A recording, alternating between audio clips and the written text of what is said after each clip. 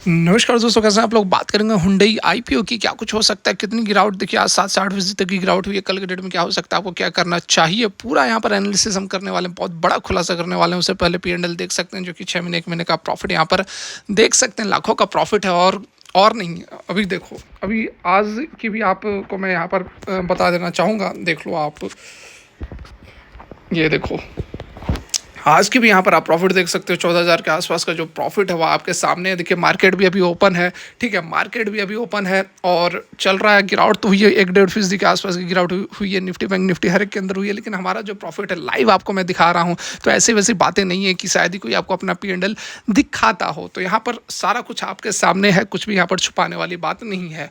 बात हम कर रहे हैं हुंडई आईपीओ की, ठीक है। तो हुंडई आईपीओ यहाँ पर देखो आप, तो 8.5%, 7.5% के आसपास की अभी 8% जो गिरावट है, 7.5% के आसपास। 3 बजे का समय लगभग हो चुका है और मार्केट कुछ समय में क्लोज हो जाएगी। यहाँ पर देखो आप, जो है 1960 पर आईपीओ प्राइस था, लेकिन उससे भी नीचे यहाँ पर लिस्ट हुई है। लगभग जो हमारा लिस्टिंग प्राइस था वो आप देख सकते हैं, ये वाली कैंडल पे लिस्ट हुई थी। लगभग कौन सा पॉइंट है यहाँ पर देख लो आप, तो 1935 रुपये पर लिस्ट हुई थी और 1960 पर इशू प्राइस था, आईपीओ प्राइस था कह सकते हैं।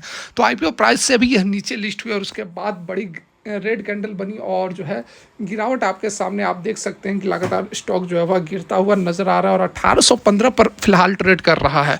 तो यहाँ पर सबसे बड़ा सवाल यही उठता है कि क्या जिन्होंने इन्वेस्ट लिया है, आईपीओ लिया है, उनको क्या करना चाहिए। तो देखिए, बहुत बड़ी चिंता वाली बात नहीं है।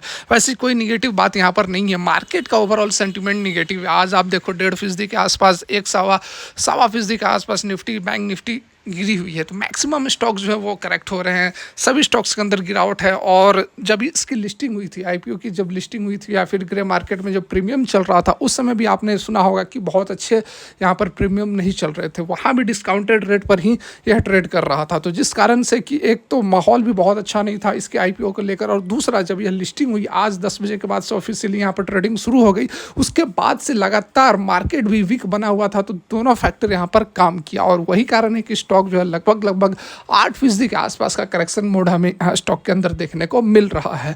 बात की जाए अब जो इन्वेस्टेड है वो क्या करे, तो देखिए, करना कुछ नहीं, आप होल्ड करे रखे। बढ़िया कंपनी है, फंडामेंटल साउंड है, सारा कुछ अच्छा है, ठीक है। थोड़ा बहुत सिचुएशंस हैं, थोड़ी बहुत समस्याएं हैं इंडस्ट्री के अंदर, जिसके कारण कि आपको ये जो इसका इशू है या फिर इसकी जो लिस्टिंग है वो बहुत ज़बरदस्त तरीके से नहीं हो पाई है।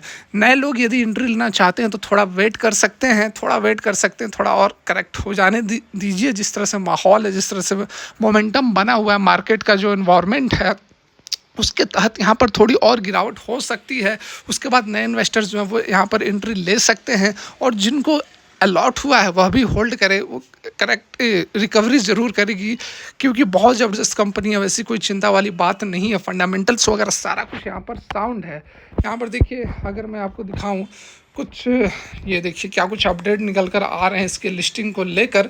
तो देखिए, हुंडई आईपीओ लिस्टिंग डेट, अब एक्सपर्ट्स का क्या कहना है देख ले आप। देखिए,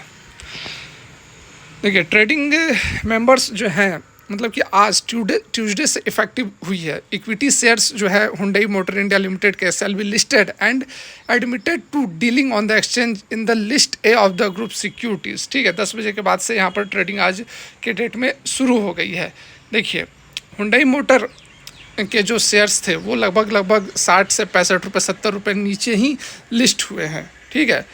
तो अब एक्सपर्ट्स क्या कह रहे हैं वह भी आप यहाँ पर देख लीजिए। कंसिडरिंग स्लजिस under subscription demand from NIIs और रिटेल इन्वेस्टर्स, जैसा कि आपको बताया कि बहुत ज़्यादा उस तरह से डिमांड नहीं थे। जिस तरह से आप बजाज हाउसिंग फाइनेंस को देखो, ओला के जो आईपीओ आए थे एक दिन के अंदर अंदर डबल हो गए थे, 100% के प्रीमियम दिए थे, लेकिन उस तरह से जो डिमांड है हुंडई आईपीओ के अंदर देखने को नहीं मिला। नाइस की बात कर लो या फिर रिटेल इन्वेस्टर्स की बात कर लो, बहुत बढ़ चढ़कर हिस्सेदारी नहीं लिया था, जिसके कारण कि ओवर सप्लाई सिनेरियो बना हुआ है। एक तो मार्केट के एक सेक्टर के अंदर भी ओवर सप्लाई सिनेरियो है और बहुत हाई पॉसिबिलिटी है flat to negative market dividend के। मतलब बताया जा रहा है कि मार्केट डिविडेंड के बहुत पॉसिबिलिटी थी कि बहुत अच्छा यह लिस्टिंग नहीं होगी, और उसी तरह का यहाँ पर हुआ है। आगे क्या कर सकते हैं, तो होल्ड करने की यहाँ पर बात की जा रही है। Hold despite knowing short-term volatility in the sector, demand and supply scenario for non-allottees जिनको अलॉट नहीं हुआ है, हम एडवाइस कर रहे हैं, एक्सपर्ट्स का कहना है कि हम एडवाइस कर रहे हैं वेट करने के लिए और वॉच करने के लिए, प्राइस जो है वह थोड़ा सेटल हो और रिविजिट करें the space with better discounted opportunities for the long term investors. Hyundai का जो ग्रोथ स्टोरी है वह इंटैक्ट बना हुआ है विथ इंडिया के ग्रोथ के साथ, तो बहुत ज़्यादा वैसी कोई चिंता करने वाली बात नहीं है।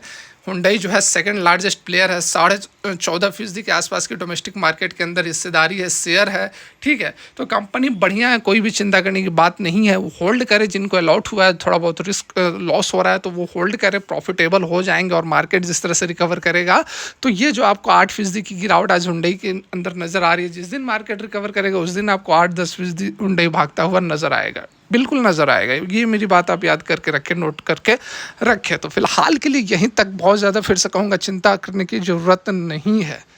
वीडियो अच्छी लगी हो आपकी मर्ज़ी, नहीं अच्छी लगी हो लाइक डिसलाइक सब कर सकते हैं, कोई प्रॉब्लम नहीं है। Thanks for watching.